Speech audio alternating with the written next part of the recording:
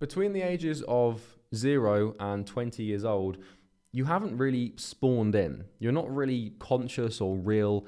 It's not until the ages of 17, 18, 19, your early 20s, that the concept of the future actually starts to crystallize in your mind as something that's going to happen, as something that's coming.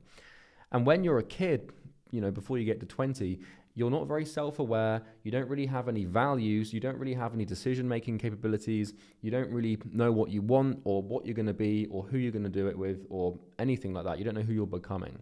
And going from late teenage years to mid to late 20s is a very, very tough time. It's very turbulent, and it's hard to know how to behave, how to act, what to think, what to do, what to say, who to be with, and how to take care of yourself and how to build a life.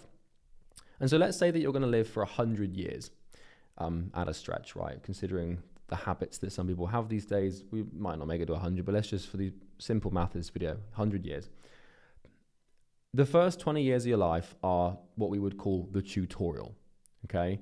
You're basically just learning. And what you're doing is you're learning how to not die, and you're learning how to take care of yourself and survive. You're just learning basic survival instincts. And as you go through your early years, you learn important tools like how to socialize yourself adequately, how to clean yourself adequately, how to eat properly, how to exercise. And maybe you don't learn some of these things, but you learn basic skills for survival before you're unleashed on the world, right? Which is what happens when you go to university or you move out and you sort of leave the nest, so to speak. And what you need to realize is what happens with most people is they let the first 20 years of their life define them. So in the first 20 years of their life, but just as they spawn in, people have a very strong identity. They have all these traumas they've built up. They have all these addictions. They have all these habits. They have all these neuroses and all these psychological problems that they developed as they grew up. And that can be because bad things have happened to them that they've repressed. They got in with the wrong crowd and the wrong people. And if you're not careful, what happens is your early years define your late years.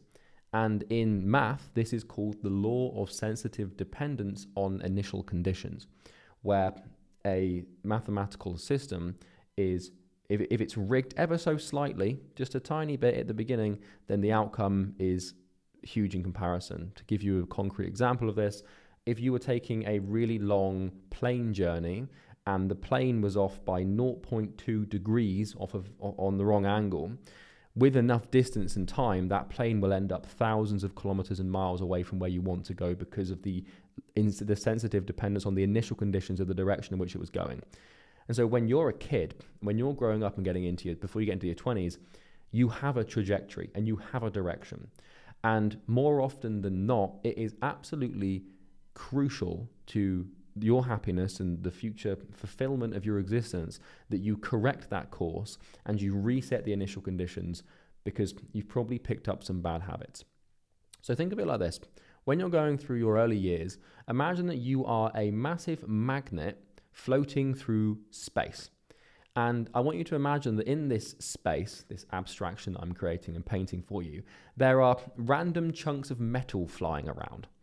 And you're a big magnet floating through this big space with these little bits of metal. And what you basically do is you float through this space and little bits of metal start attaching themselves to you. Like ping, ping, ping, like you just start attracting all these things into your life. And some pieces of metal you repel, and some pieces of metal you attract. And some things you attract them temporarily and then they fall off, and some things you attract and they stay on forever. That's basically how your life works in your early years. You go through it, and by no intention, you start randomly picking up things and attaching things to your life. And this can be people and friends. It can be social situations. It can be things to do with your body. It can be things to do with your mind. So you could pick up a disease, that you carry through. But by accident, maybe you get bitten by a tick and you get Lyme's disease, right? You didn't mean for that to happen. You're just floating through, and that piece of metal was just bolted onto you, right? And so most people's lives, by the time they arrive to 20, are just these weird, amalgamated, conjoined aggregates of chaos that they didn't intend to build. And it's really hard to get to your early 20s and to look at this thing that is your life. And you're looking at it like, what the hell is this? Like, what do I do with this thing, and where do I go from here? And so what you need to learn to do is bring some order to this chaos so you can take away the metal pieces that you don't want and start bringing in metal pieces that you do want. So one metal piece that you might have right now is maybe you're in debt. So maybe you're in an overdraft, or maybe you've got student debt. And this isn't binary cutoff when you get to 20. You could be in your early 20s, right? But maybe you have debts, and that's something that's just bolted on. Maybe you didn't intend for that to happen, but because you didn't have the reasoning or decision-making or thinking capabilities of an adult, things just happen.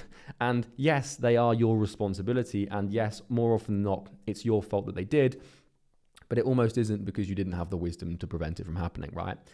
And this is the same thing with the people you hang around. It's the state of your body. It's the state of your mind. It's how anxious you are, how stressed you are, what political agendas you believe in, what religious agendas you reject or believe in, what people you look up to, what figures you aspire to be. And your life is just this weird ball of chaos that's just happened. But the cool thing is when you get to 20, and when you get to your late teenage years, your early 20s, that sort of, we'll just call it the millennial power spike, right? When you get to this off to tutorial island, basically, you gain something that we call consciousness. You effectively spawn in, and you start to realize that things are in your control, and you start to be able to discern cause to effect, which means you can see that something's happened, and because something has happened, something else has happened. So action, reaction. You can see, if I eat this food, then I will feel bad. If I hang out with this person, then I will smoke weed. If I play this video game, then I might get angry and throw my controller on the floor. You start to become a little bit more aware of the connections. And so the reason I'm making this video is to explain how to navigate this ball of chaos, this big life thing. Because how many times have you been asked, what do you want to do when you grow up? Or do you have any idea what you're going to do with your life yet? And all you're trying to do is just make it through the day. you've got so much shit going on that you just don't even know what you're doing. So what we're going to do is I'm going to talk you through it. And I'm going to talk you through how I did this, because I'm 27. I'm a multi-millionaire. I'm incredibly healthy. So my immune system I haven't been sick for basically a year and a half. I don't have any history of illness or disease since, basically my early 20s, and I'm in good, healthy shape. My social life and my personal relationships are extremely strong. So I've got a great connection with my mother, my father, my brother, my sister, my business partner, my friends. My romantic life's been in good stead for a while, and I have a good life. I am happy, I am fulfilled, and I have strong meaning, and I just feel pretty good. And I want to explain how you can do the same. Now, this isn't to say that I don't have my flaws or my down days or my down weeks or maybe even a rut for a month. Like, I'm not this perfect being of holiness. Like, that's not what I'm trying to say. What I'm trying to say is I gave my early 20s a pretty good go, and I think I got it as close to right as I possibly could, which is all we can ask for. And so when it comes to getting your 20s right and nailing your 20s so you can basically become rich, healthy, and loved, we need to realize that there are three things that help us navigate a fulfilling, meaningful existence into the future, so we can crystallize that into the future. And it's kind of what I just explained. It's wealth and money. So you need to basically know how to make money and become financially secure. You need to know how to become healthy. So when I talk about health, I'm talking about your body and your mind, your mental, your physical health. You need to know how to be healthy, and you need to know how to be loved, and you need to know how to love. And what I mean by that is basically your relationships. Okay? So it's health, wealth, health, and relationships. Now, it might seem like I'm putting them in an ascending order, and I kind of am, because what I found, and I'm going to explain this in a second, is if you get the wealth thing right, and you learn how to make money, then everything else gets a lot easier. And I'm not saying that you should sacrifice your deep relationships or your health to make money. I'll explain this in a second. So let's explore the first thing, which is wealth and how to make money. And then we're going to explore health and basically how to be healthy and how to take care of your body and your mind so that you're not in a constant state of brain fog or terror and anxiety. And then we'll talk about how to have a social life and how to make friends and how to meet romantic partners and kindle relationships with your families and keep those going, because these things matter. Because let me ask you this, if you have these three things, then You're probably going to be quite happy. Now, there is a fourth, which I'm not going to discuss, which is your relationship with God and your relationship with a higher power. Because I have a specific relationship with God, but I don't feel it's my place to instruct or inform you on what you should believe in or how you should believe in it or what you should worship, because I'm still new to that by the standards of the practice. And I don't want to push anything on you through an agenda that, you need to discover that on your own. So the three, we'll go through the three, and the fourth one you need to figure out on your own. So we're not going to talk about that. So let's talk about wealth. How do we define wealth? Well, to me, when I talk about wealth, I'm talking about financial freedom. And those two words need to be defined quite clearly for us to know what we're dealing with here, because people throw the words financial freedom around quite a lot, and it's this buzzword. But what does it actually mean? Well, financial obviously means money, but what does freedom mean? Well, to me, freedom is control. And what is control? It's you having the autonomy to make decisions and act in a way that you want to act, uninhibited by financial restriction. And so what this looks like in layman's terms is being able to buy food without worrying about it, being able to take an Uber to the train because it's raining and not worrying about it, being able to go on holiday and not worry about it. An example, it was my mother's birthday on Thursday. I'm recording this on Sunday. It's 11 p.m. in case you can't tell by the robe. And it was my mother's birthday on Thursday.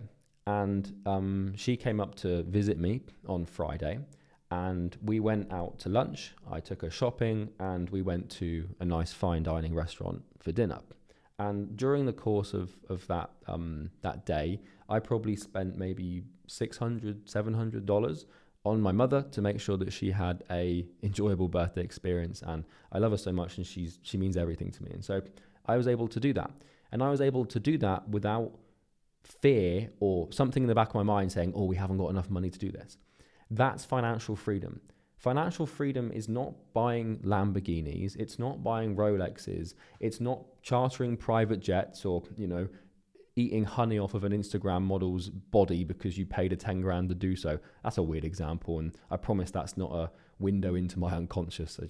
I'm referencing an Instagram post from, I think, someone related to Dan Bilzerian, and I saw it was a long time ago. Anyway, whatever. You get my point. But that's financial freedom, and you need to learn how to have it. Because one of the main reasons that people's lives are so miserable and desperate, and one of the reasons that so many people struggle to be happy and to live fulfilling, meaningful lives is because they are not free.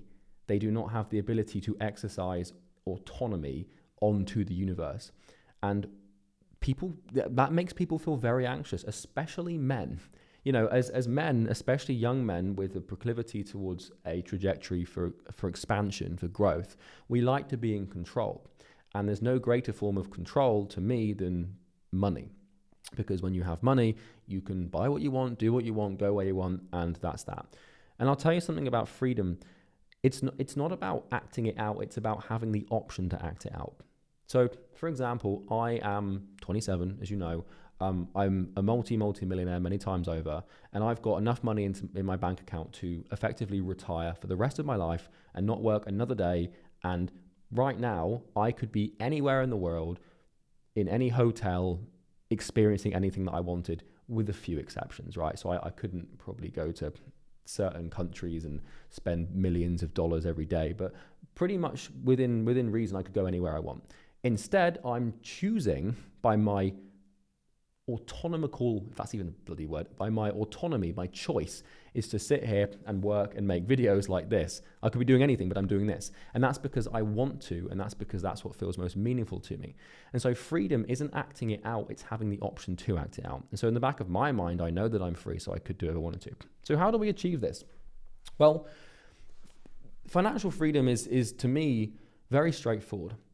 It's taking 4% of your total liquid assets every single year to live a lifestyle that you would deem as sufficient for your status, ego, and socio-psychological needs.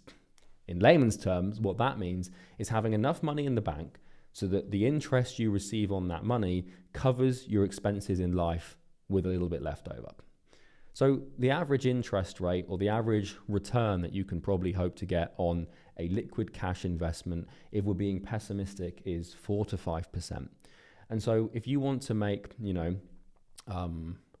let's say you have $1 million in the bank, right? Then that million, the bank holding that million will probably pay you like a 3.8 to 4.5% interest rate, which means that every year that bank account will pay you $40,000, right? Now, if you bump that to 2 million, then you'd have $80,000. If we bumped it to 3 million, we'd have $120,000, et cetera, et cetera. And so financial freedom is all about stacking cash. It's all about making as much money as you possibly can and spending as little as you possibly can. Because here's the secret to achieving freedom. Freedom is achieved through restriction. And this is where people go wrong with wealth and finance, is they think they're chasing financial freedom and they want to be wealthy and they want to be free. And so what they start doing is they start acting as if they already are free. And then they're way too liberal and free with their money. But the way you become free is by restricting yourself in the first place. And the restriction creates the freedom. So when you restrict yourself and you reduce the impulse and you stop spending money, and when you first start making money, you're going to be wanting to buy watches, you're going to want to buy cars, you're going to want to buy things and do this and that and go traveling and this. Just restrict yourself for as long as you can and build that pot. Because from experience, I can tell you, once you've got a few million in the bank, you're going to make $80 to $120 to $160,000 per year passively. Now, after tax, you might get capital gains, 25% tax on that. So maybe you're only left with like 60K a year or 80K a year or something. But that's enough for you to cover your basic living expenses and then some. And it's not enough for you to live a exotic, crazy, insane influencer-esque lifestyle, but it's enough for you to cover your basic needs and have something left over and for you to have some level of basic financial freedom. Now, once you get to the point, and I can talk from experience here, once you get to the point where you've got tens of millions, then you can start getting a little bit more excited with how you spend your money and what you do and stuff like that. But at the beginning, it's just about stacking a couple of mil. How do you do that becomes the question. Well, first of all, I can tell you that there's no point in you even trying if you don't have your impulse check in control. If you want to just spend that money and you're just so obsessed with just spend, then it doesn't matter how much you make because you're just going to spend it. Trying to make money when you haven't got good psychological impulse control is like trying to fill up a watering bucket, take like a bucket of water. It's trying to fill up a bucket of water that's got a hole in the bottom. Like, there's no point. Like, it's not going to fill, and you're putting all this energy into something that's never going to stack and build. You could say, oh yeah, but I get to experience I get to experience all of these things, these riches, but really expedience is irrelevant in the chasm of time against when you die. When you're on your deathbed and you're about to die, are you really going to be thinking about like the fact that all of your mates were like, wow, he's got a Rolex? You probably won't care too much about that, man. Let's be real. You'd be happier if you just saved that money and were able to put your daughter through college without blinking, or you could pay for your wife's cancer treatment without blinking, without having to jeopardize anything. Like, things are going to happen that are bad. Like, you're going to need money as you become an adult. As you absorb, you might not know it now, but you're going to absorb a series of responsibilities around your company and your business, around your family, around your health and your body and your mind and the people that you love. And you become responsible for these people. And one of the core responsibilities you have is having the financial resources to solve problems as they arise as fast as possible with the highest level of support. Because if you spend all your money now and you build this weird status loop of just buying and buying and buying things and being impulsive, there's going to come a time when you really need that money. And there's something really bad's going to happen and you'd wish that you'd saved it. So how do we do this? How do we make this money? Well, it's as simple as something called your earning potential. So your earning potential is a term used to denote the level of potential you have to earn money. And what that basically means is, what are you worth? Because everyone is worth something, and they're worth how much they earn or how much they have. Because so for example, I make $10 million per year with my company. And what that means is that I am worth $10 million per year. There's other people out there that make $20,000, $30,000 a year, and that means that they are worth $20,000 to $30,000 per year to the market, not to the moral sphere. I'm not saying that someone's life is worth 30 grand, although there is actually hard insurance-based statistical evidence to determine that someone's life is worth a certain amount of money. We won't get into the moral ethical argument of that, but I'm not saying I'm worth more than another human simply because some binary code on a screen says so in representation of a number attached to my name that is arbitrary and doesn't even exist, which is money. I'm not saying that. What I'm saying is that everyone's worth a certain amount of money. And the word worth is an interesting thing to explore, because what that denotes is to deserve. You get what you deserve. You are worth what you deserve to be worth. And when we're talking about worth, the measurement that we're using is the market. So the judge of what you're worth, because it's the question, it's like, who judges what you're worth? How can it be fair that I'm worth 10 million a year and you're worth 40K a year? Like, when we have the same age and maybe we have the same, like, we look similar and we're from the same place, like, what judges this? Well, I can tell you what judges this. It's the market. And the market is the aggregate. It's the term used to describe the aggregate of all of the economic parties. So all of the competitors, all of the products, everything that derives the economic machine and makes that thing tick is the market. And what you're worth is hinged on your skill set, your work ethic and your diligence, how clever you are, how smart you are, how articulate you are, all of these character traits and skills that would denote an intelligent entrepreneur or an intelligent career worker or person determine what you're worth. This is why, for example, that if we take software engineers, some software engineers get paid 500K a year by the top companies in the world, like Google or whatever the hell.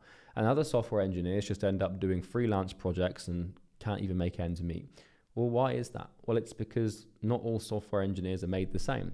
Some worked way harder than others. Some studied way harder than others. Some have character traits that are better suited to the job. And when I say that it's all about being better suited to the job, what I mean is getting results.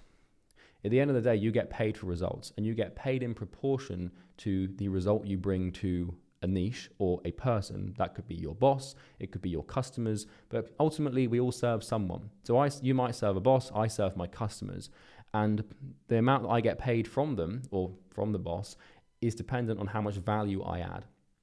And value is added when pain is alleviated, and pain is alleviated when problems are solved. And so the reason that anyone ever gets paid ever is to solve a problem. So this could be a consumer or a company, but ultimately people have problems and they are very willing to part with money to solve those problems. And so, if you are a waiter and let's say that you work in a steakhouse, the problem you solve is serving the customers and bringing the food out on time and making sure the orders are correct and stuff. The issue is that a lot of people can solve that problem because it doesn't require much specialized knowledge or work to get good at.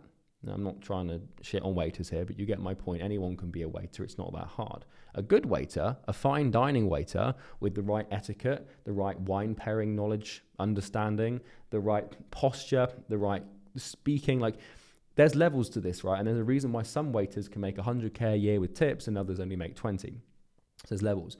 But the quality of your solution determines what you're worth to the market. And so, you need to pick what problem are you going to solve, who are you going to solve it for, and then all you need to do, this is the secret to getting rich and becoming financially free, all you need to do is become the best or one of the best people in the world at solving that problem. And so let's take the waiting example. Say you want to be a waiter and that's what you want to do with your life. Figure out how to become the greatest, best waiter on the planet. And, before you know it, you'll get into a decent restaurant where decent people go that are rich and have other restaurants, and you'll blow them away with your waiting skills because you've practiced so much and you've put so much thought into it and you're so good. And then you'll get a big job offer. Then before you know it, you're leading a waiting team. Then before you know it, you're training other restaurants on how to hire good waiters. And then you're a millionaire. You can take these rudimentary skills and these seemingly meaningless career paths and transcend them to become a millionaire through them. You just have to try to become the best. That's how you get paid more.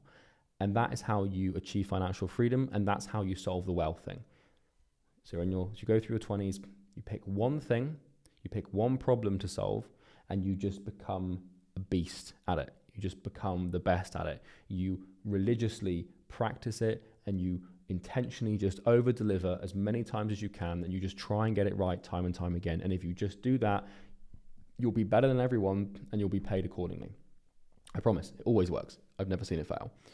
The second thing to making sure that your 20s are pretty half decent is making sure that your health is in good order. Now, when we talk about health, I'm referring to a few different things, because we've got mental health and we've got physical health.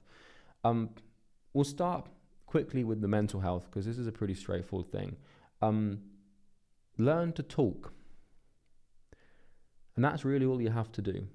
What I mean when I say that is learn to trust people that are close to you, that you love, and learn to talk to them about your problems and your feelings and your emotions. And I know that as a young man, this is very hard to do, because it requires us to be vulnerable and to, release our emotional capacity for control of the mind and project that onto someone else, and to put our fragile little ego into their potentially firm hands is a terrifying thing to do. But there is nothing more powerful than talking about your shit. Because remember, you've been floating through space as a big magnet, and you've attracted all sorts of weird shit. You've probably been through some bad stuff. You've probably done some bad stuff. You've probably done things you're not proud of. You've probably developed habits and addictions you wish you didn't have. And you're probably quite miserable for a multitude of different reasons. And that's okay. But the first way to fix that is by getting wealthy, by getting healthy, and by building relationships. But there's no point in doing all these things if you're miserable, anxious, and depressed. And I've found that nothing solves those problems quite like talking. And you don't even have to talk to a professional therapist or, a professional, psychologist about these things, although that can be useful if your condition is severe. But just talk to people, man. And talk to people that listen. So this is very crucial, because you'll find that in your life there's a few different people. There's two types of people that you can talk to when it comes to fixing your mental health and engineering your brain in a way that is a little bit more conducive to you being happy and less neurotic. There's two types of people: the listener and the listen-to-talker. The listener is someone who loves you and cares for you and just listens, and they will allow you to put your problems out into the ether of conversation without judging you and without trying to interject. And they'll just listen. And all they're trying to do is understand. Because to be understood is to be cured in mental health. That's honestly the real bottom of the whole therapy thing. Is you just need to be understood. Because once someone else understands, then you can use their understanding to understand why you feel that way, and the problem dissipates. Now, it's not always that simple, and there are very deep layers to the mind and how the brain works when it comes to mental health. So that's a very simplistic, reductive analysis that probably wouldn't suffice or stand up in a clinical trial, but that's the point. The second kind of person that you want to avoid talking to is the person who listens to you, but the only reason they're listening is so they can give you their opinion or they can talk over you. And so, maybe you've had this before where you've tried to share something with someone and they just talk, and they're not really listening. And what they're doing is they're using your problems and your pains and your issues as a mechanism for projection, to project their stuff onto you. And those people, they just need to talk to listeners, right? So talk to listeners, and do not be afraid to just say, look, man or mum or dad or brother or sister, I really need some help. I'm going through some tough times, and I've got some feelings and some emotions that I don't like and that are unpleasant to experience, and I'd really appreciate it if I could sit down and talk to you about them. And this might be something that you've never done before, but it's powerful. I'll level with you here. I've had conversations before with my mother, my father, my sister, my brother, my closest friends, my business partner, therapists, ex-girlfriends, that I've just broken down on and cried and cried and cried and cried. And, at the time I would always apologize. And I'd say, I'm really sorry for crying. And I'd even judge myself for crying. But just because you're a man and just because your biological engineering states that you have a certain type of chromosome and a certain proclivity to produce testosterone and orient yourself in the world, doesn't mean you're not allowed to feel things. There's a big difference between feeling things and processing emotions and being an emotional person and acting them out. Because what you want to avoid is letting these emotions control your life and dictate your actions. An emotion is emotion, which means energy in motion. In fact, motion is a Latin term for movement, motus, movement, right? And so basically what an emotion tries to do is it tries to get you to move your energy, which is your body, and it tries to get you to do things. So if you feel angry, or if you feel sad, or if you feel happy, or if you feel anxious, or you feel something, it's usually your body trying to get you to do something. So, someone pushes you and you feel angry, and then you try to retaliate and hit them back, but it's not always the right thing to do. And the problem is that if you don't talk about your emotions and you don't process them effectively and you don't map them out for you to understand them, they will rule your life, and you will act them out and carry them out. And so there's a lot of power in just talking to people, and there's a lot of power in crying. And I know it might be scary and you might not want to do it, but I can tell you that the biggest personal breakthroughs I've had through my 20s have been the times that I've just broken down into tears. Whether that is after processing or during processing certain traumas, which is usually what it is, or, like one thing that happened to me recently over the course of the last year is it kind of dawned on me and hit me that I'd set out to achieve what I wanted to achieve. And I'd been on this sort of hero's journey, I opened this loop when I started my first business I can feel myself getting emotional about this now, but we'll talk about it because these things are important. I opened a loop when I was 18 to get rich and become successful. And I did it. And I didn't really realize that I'd done it because I got so caught up in my life. And what started to happen is I was watching the movie Pursuit of Happiness for like the fourth time, because I've seen it many times before. It's a great movie. In the Pursuit of Happiness, what happens is the protagonist, the main character played by Will Smith, struggles really bad. He's struggling, he's broke, he's poor, he can't afford to put his kid through daycare properly, and he's really struggling, and his wife leaves him and it's bad. And at the end of the movie, he gets this high-paying stockbroker job, and he ends up successful, and then he has what he wants, and it was a beautiful story. And the archetype there is going from broke to poor, but really what it represents below that, but at its core, is a man who used work to facilitate a transformation of meaning, to become more responsible and change his life through nothing but pain. And to me, that is a beautiful I'm going to get emotional talking about it. And that's what I did. And I watched that movie and I broke down. And I broke down for a couple of days and I was crying. And, I was in Dubai at the time. So I was calling my parents, and I was on the phone to them crying, just repeatedly saying, I did it, I did it, I did it. Mum and Dad, I did it. That's all I kept saying for like a half an hour at times.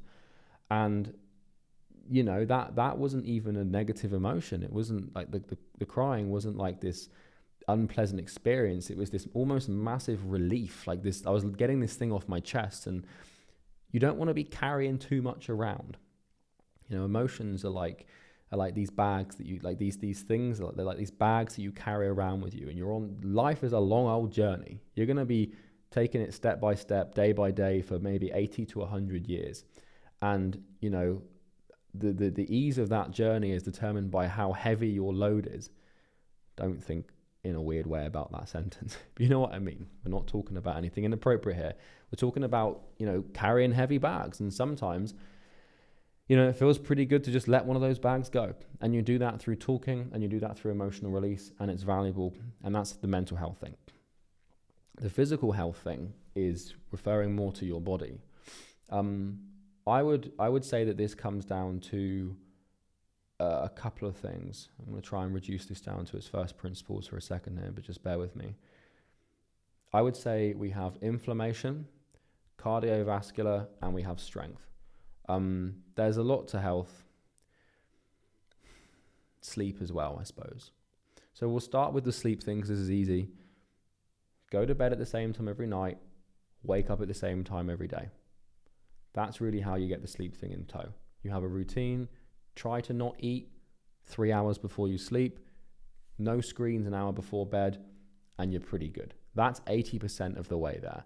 Are there 101 supplements you can take, 1,000,001 products you can buy, 100 ways you can optimize your bedroom? Yes. But what we're looking for is the asymmetries here, the things that we can do that move the needle the most, that require the least amount of effort, which is don't eat before bed, don't sit in front of incredibly bright, the irony, don't sit in front of incredibly bright lights recording videos before bed or on a screen, and go to bed and wake up at the same time. If you do those things, you're probably going to sleep well. And if you sleep well, everything else gets easier. Sleep for 8 hours a night, 9 if you have to. Sleep as much as you can, for as long as you can, as deep as you can, with as little interruption as you can. Because I will take an extra hour of sleep over an extra hour of work any day of the week. Because an extra hour of sleep makes every other hour throughout the day a little bit better. And so you get a better return if you spread your extra hour across the rest of the day, if that makes sense. But the next thing to do with physical health is inflammation. Specifically, inflammation of your gut and your microbiome. So people don't really realize this, but have you ever experienced brain fog before? You know that thing that happens where it feels like there's this weird cloud in front of your eyes and things are kind of slow and foggy and you've just got this weird sort of fuzzy brain symptom thing. Well, that's called brain fog. And what that basically is it's a representation, it's your body's way of communicating inflammation in your gut. So in your body, you have something called a vagus nerve, which connects your gut to your brain. And it's kind of like the main line mechanism that communicates between your brainstem and the state of your gut. And so if you eat something that doesn't agree with you, that makes you feel slow and foggy and lethargic, it's the vagus nerve that pings that up to the brain and says, hello brain, Charlie's been a bit of a bloody idiot and he's just given us 3,000 calories of cereals, sugars and processed foods for us to deal with. And it's a bit mission critical down here. So if you can just give him this really annoying state of fog to just stop him from doing anything so we can just deal with this for 5 hours, that would be great. Cheers, thanks, kind regards, the gut. That's how the vagus nerve works. And if you've ever heard of that saying before, you are what you eat, you might never have given it much thought, but you are what you eat. Because what are you? Well, you are organic material. You're flesh, blood, and bone. Now, we could get into the slightly more spiritual argument that you're a little bit more than the physical state of your being, your soul, sure. But really what your body is, which is what you are from a biological standpoint, is organic matter. And everything that you have produced and your body has sort of, through meiosis and mitosis, the cell division mechanisms, has come from what you've consumed. Because the way that your body produces cells and grows, i.e. produces skin cells, liver cells, blood cells, brain cells, and you might be lacking a few of those, but to be fair, you've made it through 38 minutes of a video, so there is still hope for you. Anything that produces cells requires energy, converted through the mitochondria at a cellular level. And where does energy come from? Your food. So what this means is what you eat is what you burn to duplicate and reproduce your literal being and existence. And if you have a fire and you put logs on that fire that are covered in toxins and paint and all sorts of bad things, when you burn those logs, they burn what we call an unclean flame. So if you had a fire in your room right now and the logs you were putting on the fire were laced with rat poison and tar and chemical paints and stuff in plastic, the flame that burns would be horrible, and you wouldn't want to be in that room because the fire's burning this horrible stuff and it's all the toxins are in the air. That's how it works when you eat shit food, because what your body has to do is it has to burn an unclean flame, and it doesn't feel very nice to burn an unclean flame. And that the way that your body and your brain communicates that is through brain fog and also through a myriad of other issues. So things like eczema, things like psoriasis, things like arthritis, swollen joints, which is basically arthritis, right? Things like depression, things like anxiety, Like, the, I cannot begin to explain how many symptoms, physical and mental, that you suffer from are because of what you eat. Prime example, I've been carnivore, which means that I eat nothing but eggs and meat and the odd bit of avocado for basically a year. And in that time, I haven't got sick once. My depression and anxiety and mental health has been perfect, as in I don't have any of those mental health disorders. I'm emotionally stable. I don't get any weird like infections or like skin problems or like pains or anything like that. Like my body's burning a very, very clean flame. And so what we want to learn to do as you get through your 20s is you want to try your best to eat the healthiest you can. And the simplest way to do this, and you probably already know this, is to just eat single ingredient foods. You don't have to go down the route of becoming this carnivore-y elimination diet freak like me, although maybe you want to do that. Just eat single food ingredients and avoid sugar at all costs, and seed oils and processed foods. And if you do that, what will happen is your body, it is built to digest single ingredient foods. Think about this with me for a second here. Like when the way that your body has evolved, it was on the African plain. So, hundreds of thousands or however many years ago it was, we were hunter-gatherers, which meant we would have eaten a lot of meat, we would have eaten berries and whatever we could find, and like very simple carbs. And what that means is your body is built to deal with foods that are single ingredient and just one thing at a time. So, we've just found these berries, we're gonna eat these, or we've just found these weird little sweet potato things, we're gonna eat these. We've just killed this bison, we're gonna eat that, or we've just found some honey, we're gonna eat that. Like it's single ingredient. Your body's built to just deal with like one thing at a time.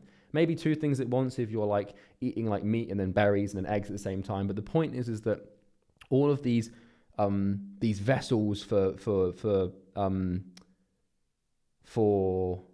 what would we call it, like nutritional consumption, are singular, and your body likes that and it's built to deal with that.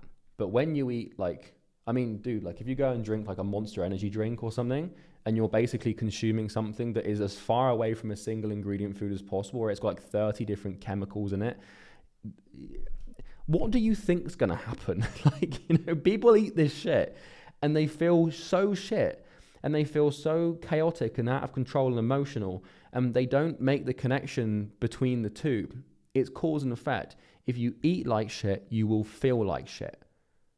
Like people are so like all over the place and they're drinking these things, and it goes beyond your dietary realm as well, because if you're vaping, if you're smoking, if you're drinking alcohol, if you're doing drugs, like all of these things are foreign to your body, and your body doesn't have the capacity to deal with them. And this is why when you do stupid things like do drugs, you get these weird, crazy symptoms. And what your body is desperately trying to do is if you ingest like a chemical, like a drug or something, what your body is trying to do is basically just get rid of it. And it getting rid of it, the flame is burning, and you're experiencing the flame with all of these symptoms. So if you get drunk, you get weird and all like things go out of control. Or if you do like magic mushrooms, you start hallucinating and you induce these responses. Your body has kind of no choice but to produce them. They're symptoms, right, of your body desperately trying to get rid of this stuff that it doesn't want to have. And then you urinate it out because your kidneys process it, whatever, right? But that is, in effect, the simplest advice I can give you to better your health. Just eat single ingredient foods and sleep like an actual normal human being, like properly. And if you do those things, your health is going to be way better. And what that will allow you to do is it will make you less emotional, which means that when you're trying to build businesses or careers, or a career that incites and induces financial freedom into your future, you're less emotional, you make better decisions, you have more energy and more stamina to deal with problems as they arise, and you're basically more optimal and more efficient. There is a reason why it's 11:43 p.m. and I can hold a conducive, singular train of thought for 45 minutes. It's because today I had nothing to eat but 3,000 calories of clean meat and eggs, and that's really all I ate today. And there was nothing else going into my body except from hot sauce, because I'm a sucker for hot sauce and I haven't got rid of that one yet. But that's the consumption thing. The same thing is true for your mind, because you are what you eat on a biological level, but you are what you consume on a psychological level. And what do I mean by consume? I mean content. What do you watch? So are you watching short form content? Are you watching brain rot streamers? Are you watching like gambling videos? Are you watching like stupid stuff? Are you watching gaming videos? Like it should come as no surprise to you that like you are what you consume, and that is true on a biological and psychological level. It really is. There's no other way around it. And so, you know, the only way that you can produce life, I don't mean on a sexual level, the only way you can produce your life is by receiving information from your environment, synthesizing it in your brain and outputting it into your actions. And the reason that so many people have shitty lives and shitty existences is because the only information they have available to synthesize into action is cancerous brain rot. So when I was 18, what I did is I read a book every single week. During COVID, I think I read like, a couple of hundred books or something.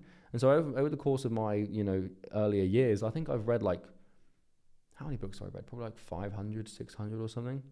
And I've listened to endless hours of business podcasts and educational videos. So when I have to go and make decisions in my business or in my life, I synthesize all of this information and spit out an answer that is usually more accurate or more conducive towards the achievement or accomplishment of the goal that I desire. But when you try and go and make money, or when you try and go and build a business, the only thing that you can pull on is all the knowledge that you have. And if you spent the last 20 years just scrolling through just bullshit and random stuff, then there's nothing. You can't synthesize that into anything useful. You can't orient yourself or know what to do or what decisions to take or what actions to make because you haven't got anything to pull from. You know, it's like trying to cook a meal. The quality of the meal is determined by the quality of the ingredients. And so if you're trying to go through life and all you've ever consumed is just idiotic stuff and maybe one or two self-help books that you aligned your identity far too much because you read once when you were 15, that's all you've got to pull on. And then basically you're trying to make all these decisions through some shallow, trite self-help agenda that you received when you were a younger kid that you don't even understand. You are what you consume. So stop consuming this crap and start reading. You know, when I have to make a decision in my business, I get to pull on tens of thousands of hours of knowledge that I've learned from history, that I've learned from biology. You know, you're watching this video right now and I'm pulling random shit out of the air. Like I'm pulling out stuff to do with like your vagus nerve in your gut. And then we're going over here to like history, and then we're going down here to geography and here to literature and like here to psychology and, you know, here, and here. And all these little things that what I'm doing as I make this video is I'm unconsciously synthesizing sensory information that has been inputted into my brain over the last 27 years of my existence, and I'm synthesizing that in, and it's being articulated through my prose, my verbal prose, in a manner that is hopefully helpful. And when you can learn to do that, it's a pretty good skill to have to make a lot of money. Trust me, I would know because I make a lot of money. Anyway, joke aside. So that's the health thing. So at this point, we know the wealth thing, which is basically don't spend money, don't be an idiot, and increase your earning power by being the best at what you do.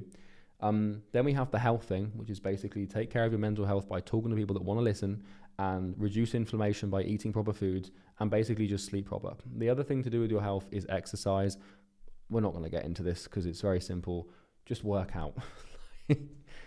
Like, become strong and increase the fitness of your cardiovascular system, and you probably aren't going to go wrong. Do it 3, 4, 5 times a week. Maybe integrate a sport to make it more interesting for you and addictive, and just do it all the time, and you'll be pretty healthy. But the main thing is the exercising part is actually quite simple, because when you're very well rested from sleep and when you're eating the right foods, your body wants to exercise and it wants to exert, it wants to exert its like physical capacity onto the universe, because it has so much like spare energy left over. So it wants to sort of release some of that.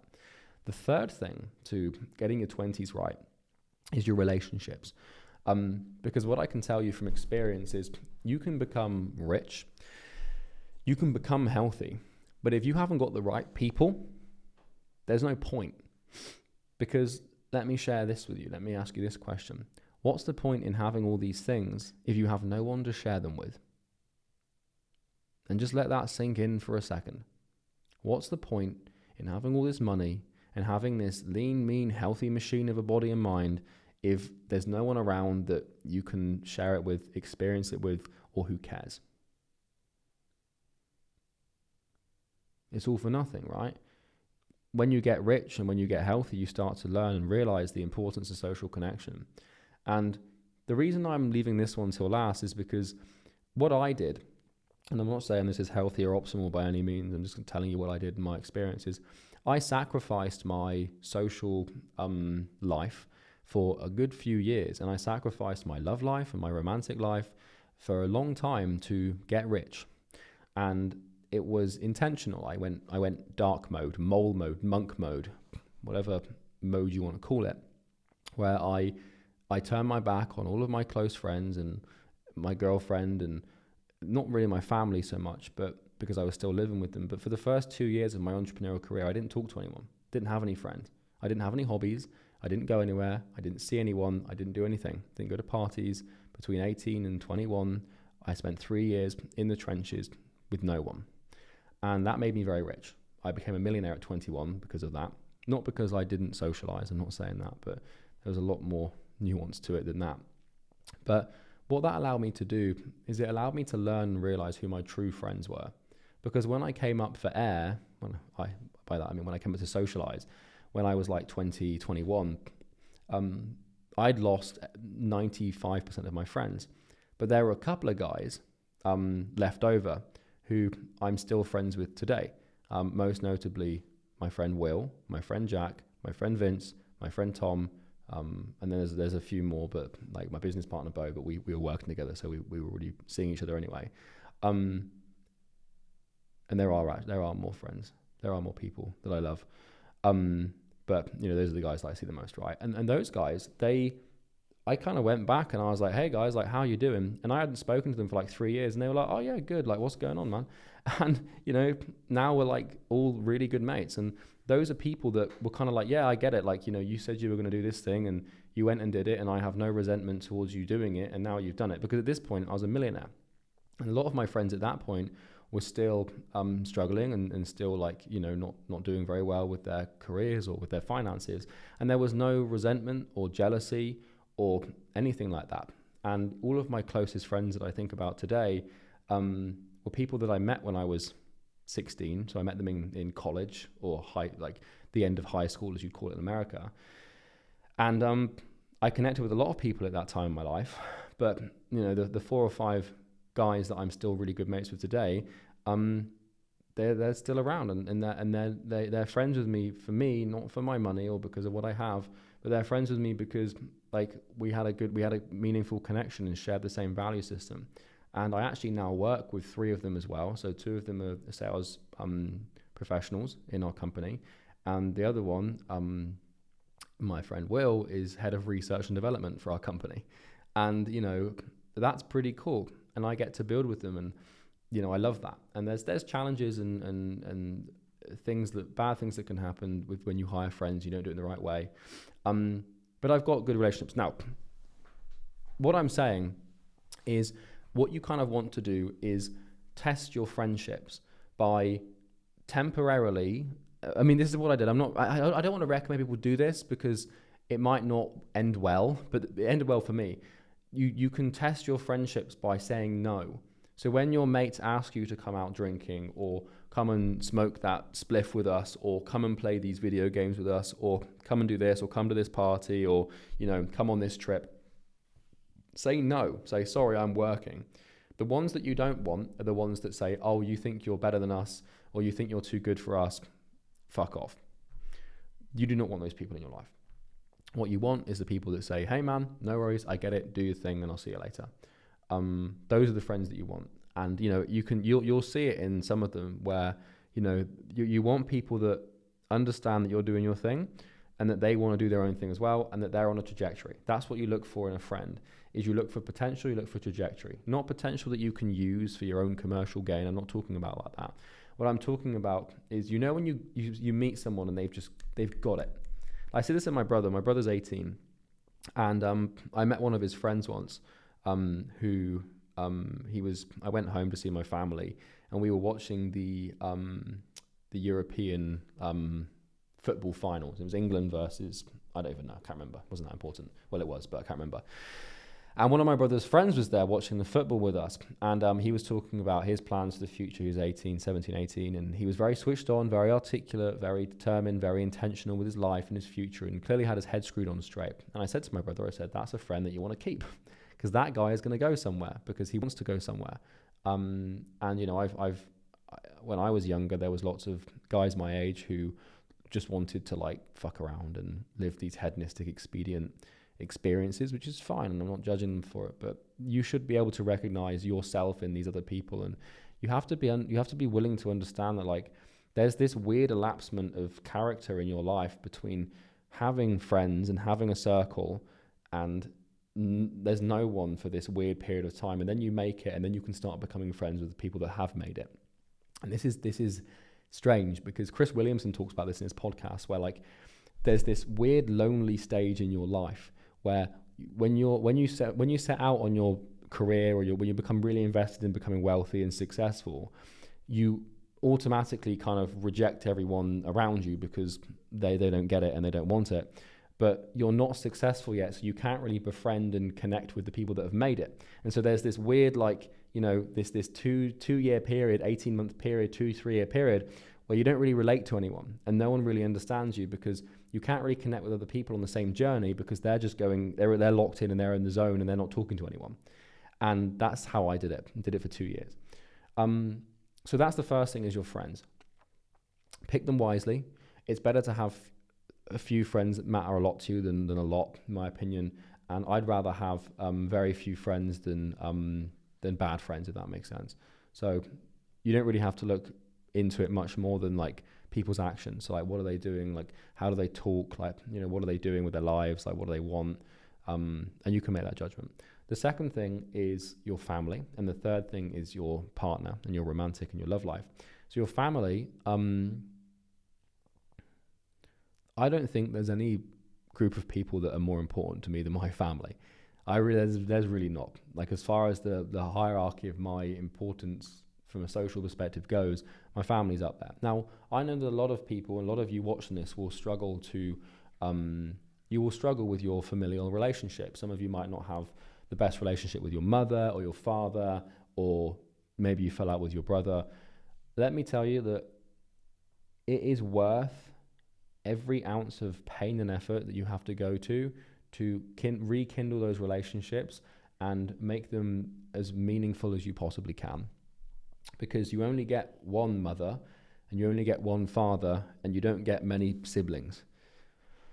And, you know, maybe you have fallen out, or maybe you resent family members or something, but it's worth taking the ego hit to try and rebuild that, at least in some capacity. And it might never be perfect. You might never have this wonderful relationship with the people that brought you up or that you grew up with. But forgive as much as you can, and seek forgiveness as much as you can, because if you're in a bad state with someone, it's very likely that you're just as much to blame as they are. Now, obviously this is nuanced, like if you were abused or something, then I'm not saying that you have to forgive them, but try your best to have good relationships with your family, and make sure that as you become successful and as you work, that your relationships with the people closest to you do not wither away, because they're very important.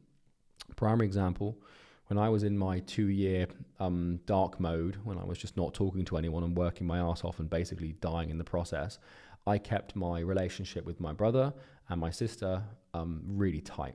So my brother, I would still see him every day. I would have been 18 at this point, so he would have been, I think, 12 or 13 or something. So I'd still play with him every evening. Like, I would still, like, you know, listen to music with him and take him out to like the trampoline parks and stuff. And like that relationship is one of my most cherished. It's one of the most cherished things in my life, and I wanted to keep it good. So I did. And same thing with my sister, and same thing with my mother and my father. And like, I kept those things going because there's nothing more important. It's like, you know, there is nothing more important. So, you know, on your grind, you're going to be on your hustle, you're going to be tired, you're going to be burned out, you're going to be stressed, you're going to be exhausted, you're going to be sad, you're going to go through these massive waves of emotions. and you're going to need support, and you're going to need to lean on people, and you're going to need to be there to have other people lean on you in your home. It's important, okay? So don't overlook the importance of a strong relationship with your parents or your siblings or other people that you would consider family, because it's crucial. It really is. And I think that we don't realize this as young men, because I can imagine this to be true, until you're a father and until you're a husband, you don't really appreciate what it takes to be one and how much that means, if that makes sense. And then the third thing is your romantic life and your love life. I've had a few relationships in my life that admittedly I may have not handled that well, because I was working really hard and I didn't make time for my relationships, which is a cold thing to say, but I don't necessarily regret it, because I'm happy now and I ended up where I am. But I'm sure some of my exes may disagree with that statement, but their hearts were in the right places for sure, but I just wasn't there for them and I wasn't good. But I get this question a lot from people on like Instagram and stuff who DM me, like young guys, like, oh, should I have a girlfriend or not? The answer is, I don't know. Because this is something that I'm still trying to figure out myself. So I'm single. I've been single now for 2.5 years. I know exactly what I want. So this is my philosophy for building a romantic relationship. And you can take this piece of advice with a pinch of salt, because this is the only thing in this video that I'm about to discuss without a serious air of certainty, because it hasn't worked yet, but this is my thesis. What you want to do is become successful and build your status, or whatever you want to call it, build your power to the point where you have choice. Because when you are a multimillionaire, when you take care of your health and you've been through this journey, you become a little interesting, because you've got something going for you. You become confident, and what happens when you have those things is you get to choose. In the same way that if a woman takes care of herself and is really nice and like really pretty and gorgeous, then she gets to choose. She has a choice of men, because a lot of men would like to date her. When you're a multimillionaire and you look okay and you're in good health, you naturally attract a lot of women, as you'd expect. Not because women are these nasty, cruel gold diggers. No, it's because you have an air of confidence and status and authority about you. And this is just the truth. Like, a lot of guys struggle with confidence when it comes to girls, but I'm convinced the reason that they struggle with confidence when it comes to girls is because they don't have anything to deliver or give. They're like, oh, I'm not going to approach her. I'm not going to like talk to her. I'm not going to try and like rizz her up, because they know that this girl who's really attractive that they want to talk to might just leave them because they haven't got anything going for them. Now, that you could argue is a very sad way to look at dating, and maybe that's just me, trauma dumping onto you, right? Because that's certainly what I was before. But my theory is, put yourself in a position where you can take on the responsibility of a girlfriend. And what that basically looks like for me is having the financial resources to take care of her, being in a healthy state so that, she is, how do I say this without sounding weird? She's attracted to you. So you have a nice attractive physique, and you can basically, you're fit and healthy. You need to be in a good emotional state, and you need to have a good emotional control, because that makes a pretty good partner, a man who can control his anger, control his emotions, and be empathetic and talk and listen, because someone else has talked and listened to him. And when you have those things, like, you probably make a pretty good partner. Now, this isn't to say that you can't be a good partner if you're not rich and fit and healthy, because I'm sure plenty of people would disagree with me on this. And like I said, this is uncertain territory for me. I'm still navigating this. What happens when you get rich is you start second guessing romantic partnerships.